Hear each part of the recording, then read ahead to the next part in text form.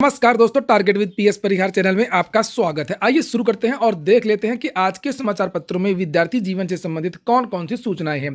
तो वीडियो को जल्दी से लाइक कर दें, शेयर कर दें। जिन छात्रों ने चैनल को अभी भी सब्सक्राइब न किया हो तो जल्दी से सब्सक्राइब कर लें, ताकि आप लोगों को इसी प्रकार की ऑथेंटिक और सॉलिड अपडेट्स सबसे पहले मिलती रहें। चलिए शुरुआत करते हैं। सबसे पहले पुलिस कांस्टेबल भर्ती की।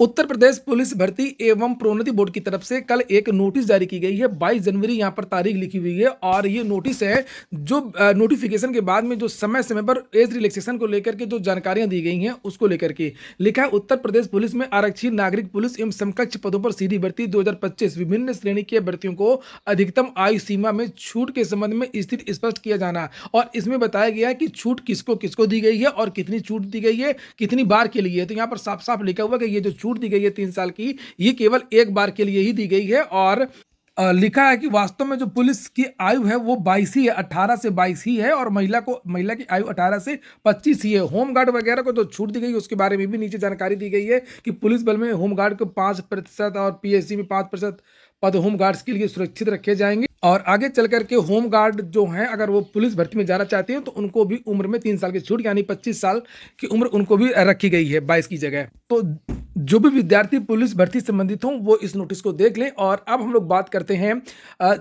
उन विद्यार्थियों के लिए जो विद्यार्थी प्रयागराज में हों या प्रयागराज के आसपास रह रहे हों और पुलिस कांस्टेबल भर्ती की ऑफलाइन कोचिंग करना चाहते हों। तो प्रयागराज में एक ऐसी व्यवस्था हो गई है कि विद्यार्थी फ्री में 4 घंटे की पूरी क्लास कर सकते हैं, रेगुलर और पूरा स्टडी मटेरियल। और ये जो कोचिंग है इसका नाम है द ऑफिसर्स एकेडमी प्रयागराज की, जो कहती है कि यूपी कांस्टेबल भर्ती में सिलेक्शन के बाद में पैसा दीजिए। अधिक जानकारी आपको इस नंबर पर मिल जाएगा जो ऊपर लिखा है 7739295552। ये यहाँ पर लिखा हुआ, आप लोग इसे कॉन्टेक्ट कर सकते हैं। स्थापित संस्था है, बड़ी संस्था है और यहाँ पर देख सकते हैं भारत के सर्वश्रेष्ठ शिक्षकों की पूरी फौज है, पूरी टीम है जो आपकी पढ़ाई भी करवाएगी, मोटिवेट भी करेगी, गाइडेंस भी देगी। इनके यहाँ पर और भी बैचेस चलते हैं, चाहे वो दरोगा भर्ती की हो, एसएससी की हो, यूपी ट्रिपल एससी आदि की हो।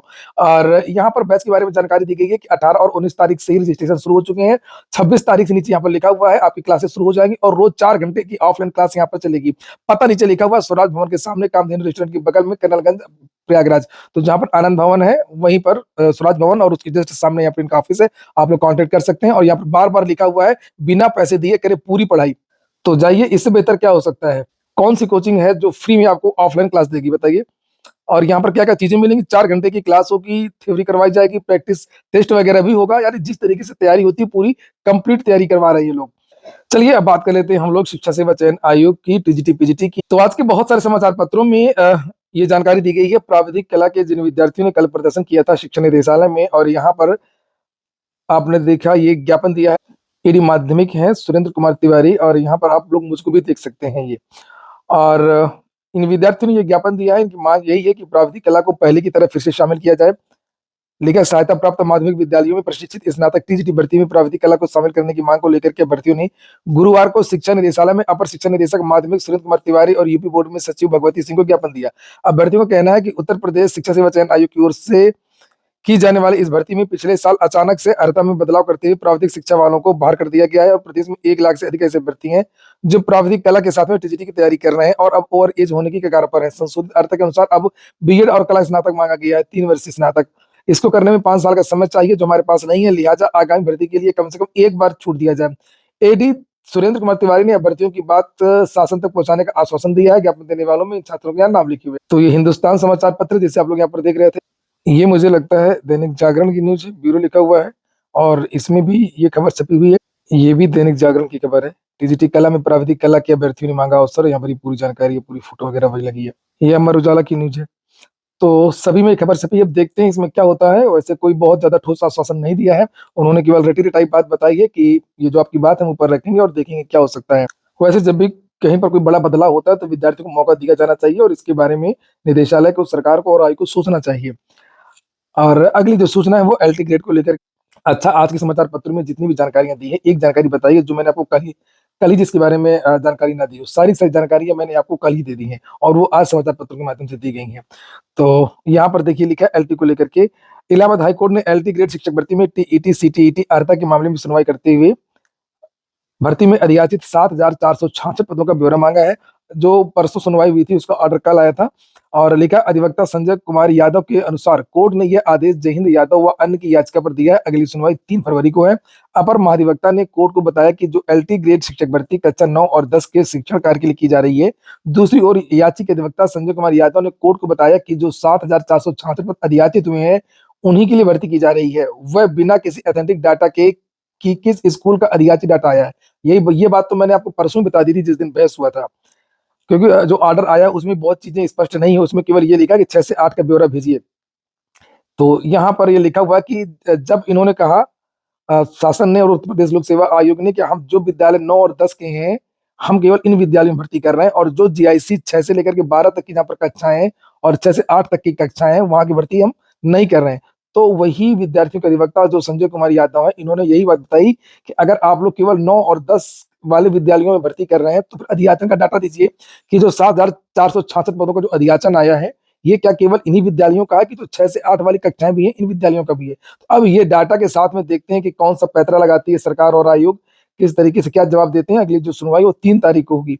यहाँ पर लिखा भी है कि भर्ती की जा रही है वो बिना किसी ऑथेंटिक डाटा के है क्या कि किस स्कूल का दिया डाटा आया है और वह किस प्रकार का स्कूल है और उस कॉलेज स्कूल में शिक्षण कार्य किस कक्षा तक हो रहा है एवं वे विद्यालय सिर्फ कक्षा 9 और 10 के हैं या कक्षा 6 से 12 के हैं।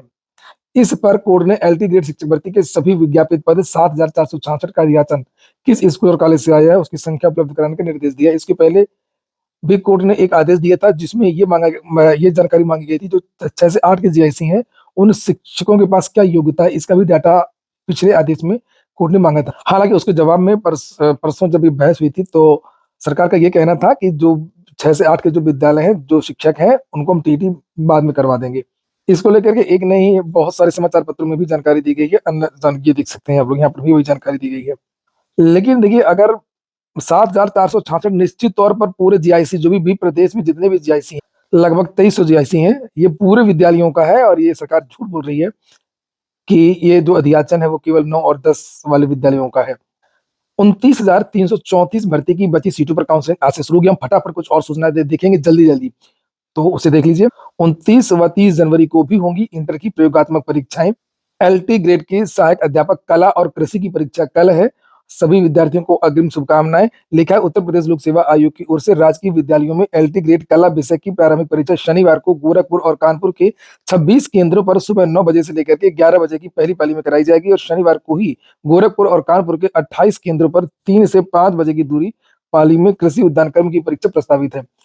24 और 25 की जो परीक्षाएं हैं उसके बारे में जानकारी दी गई है कि 24 तारीख को जो परीक्षाएं हैं 24 तारीख को कला और कृषि और 25 तारीख को उर्दू और संगीत की परीक्षा है। और इसी वजह से आपका जो एग्जाम कैलेंडर है वो नहीं आया। मैंने कल बताया था आप लोगों को कि एग्जाम कैलेंडर के लिए आप लोगों को थोड़ा सा इंतजार करना पड़ेगा। परीक्षाएं लगी हैं एलटी की, समय नहीं मिल पाया है और जो उम्मीद थी कि ये इस हफ्ते कंप्लीट हो जाएगा तो कंप्लीट नहीं हो पाया और कुछ एग्जाम कैलेंडर में कुछ आंशिक संशोधन भी करना था। ये भी एक बड़ा कारण था, कुछ नई तारीखें जोड़नी थी और कुछ को बदलना था जिसकी वजह से ये नहीं हो पाया। अब उम्मीद ये जताई जा रही है कि हो सकता है कि अब ये एग्जाम निपट जाएंगे 24 और 25 को एलटी के और उसके तुरंत बाद आपका यूपीएससी एग्जाम कैलेंडर जारी हो सकता है। होशियार हो जाइए थोड़ा सा, अगर बैंक में काम है तो देश के सरकारी निजी बैंक लगातार 4 दिन तक बंद रहेंगे। लिखा है कि देश के सरकारी और निजी बैंक लगातार 4 दिनों से 24 जनवरी से लेकर के 27 जनवरी तक बंद रहेंगे। चौथा शनिवार रविवार पड़ रहा है, फिर गणतंत्र दिवस 26 जनवरी और फिर बैंक कर्मियों की हड़ताल है। लिखा बैंक कर्मचारी यूनियनों ने 27 जनवरी को देशव्यापी हड़ताल का ऐलान किया है। अलग अलग बैंकों से जुड़े यूनियनों ने 5 दिवसीय कार्य सप्ताह समेत अन्य मांगों को लेकर के उस दिन प्रदर्शन भी करेंगे। सभी शाखाओं में कामकाज ठप रहेगा, तो अगर आपको कोई काम करना हो तो उसको निपटा लीजिए। लोक सेवा आयोग से एक भर्ती आई थी जिसमें स्वास्थ्य शिक्षा अधिकारी, बहुत सारे चिकित्सा अधिकारी, अन्य पद थे, आपने देखा भी होगा। और कुछ पद ऐसे थे जिसमें ओबीसी आरक्षण शून्य था या एससी आरक्षण शून्य था। तो उसी में उसकी एक जानकारी दी गई है कि भर्ती में आरक्षण शून्य करने पर पिछड़ा वर्ग आयोग नाराज हुआ है। पशु चिकित्सा अधिकारी के 404 पदों पर सीधी भर्ती के विज्ञापन में अन्य पिछड़ा वर्ग के अभ्यर्थियों का आरक्षण शून्य किए जाने के मामले में उत्तर प्रदेश राज्य पिछड़ा वर्ग आयोग ने नाराजगी जताई है।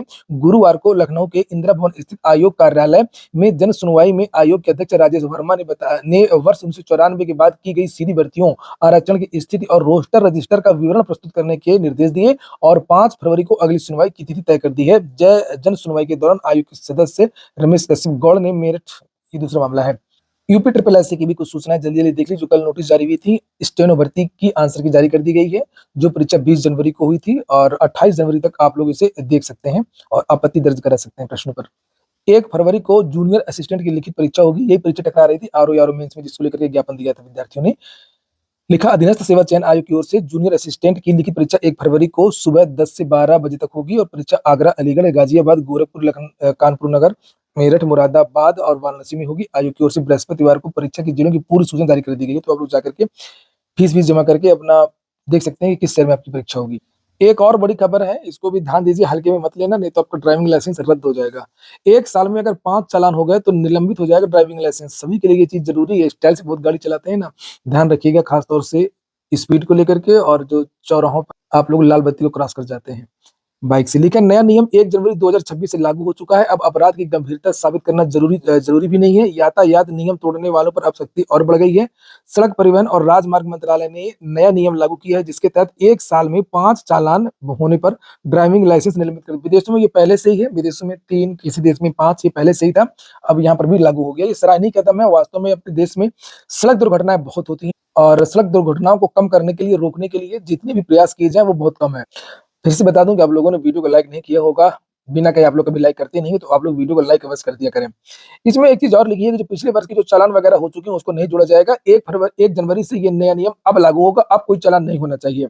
लिखा है कि मंत्रालय की ओर से जारी अधिसूचना के अनुसार साल की शुरुआत से लेकर के 12 महीने में 5 चालान होने पर नियम 21 के तहत लाइसेंस निलंबन की कार्रवाई की जाएगी। निलंबन की अवधि में आमतौर पर 3 महीने की होगी। सरकार डिजिटल चालान पर भी जोर दे रही है और ट्रैफिक पुलिस या अधिकृत अधिकारी ऑनलाइन या मौके पर चालान कर सकेंगे। चालान होने पर व्यक्ति को 3 दिन में ऑनलाइन या 15 दिन में ऑफलाइन जुर्माना भरना होगा।